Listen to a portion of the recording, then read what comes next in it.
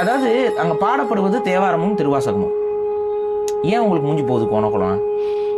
இதே சான்ஸ்கிரிட்ல அவங்க மந்திரம் சொல்றது எனக்கு பரவாயில்லன்னு சொல்லிட்டு நான் வாட்டு போயிட்டு வழிபட்டு இருந்தேன் அப்படின்னா அவங்களுக்கு எந்த பிரச்சனையும் இல்லை. ஆனா தமிழ் ஓதுவார்களை கொண்டு வந்து தேவாரமும் திருவாசகமும் பண்ணா இவங்களுக்கு எரியுது. நாதசுரங்களும் மிருதங்கங்களுக்கும் அனுமதி உண்டு, கைலாய வாத்தியத்துக்கு அனுமதி கிடையாது அப்படின்னா இது என்ன விஷயம்?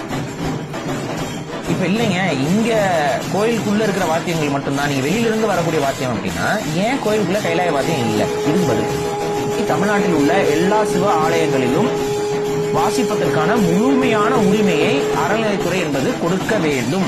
இந்த தடுக்கிறது இருக்கக்கூடாதுங்கிறத நான் இங்க பதிவு பண்றேன். ஆனா நான் உங்களுக்கு சொல்றேன், இது உள்ள வரைக்கும் போகும், அதை நான் கொண்டு போவேன். இன்னைக்கு நான் ப்ராமிஸ் பண்றேன், இட் வில் ஹேப்பன். நல்ல படாம மனசுல வச்சுட்டேன், மனசுல பதிஞ்சுட்டேன், மறக்க மாட்டேன். நான் தமிழ் தேசிய ஆட்சியெல்லாம் அமையும் போது அந்த கோயில் முழுக்க யார் இருப்பான்னு பாருங்க. எங்க இயக்கம் வருகிறது, எங்க கட்சியாக அது மாறும், அது அரசியல் களத்தில் இயங்கும். அது இயங்கும் பொழுது அதோடைய அல்டிமேட் அப்படிங்கிற ஒரு இடத்துக்கு அது வரும் பொழுது அது என்னென்ன மாற்றங்களை என்னென்ன சீர்திருத்தங்களை கொண்டு வருங்கிறதுக்கு மனசுல பதிவு செய்யும்.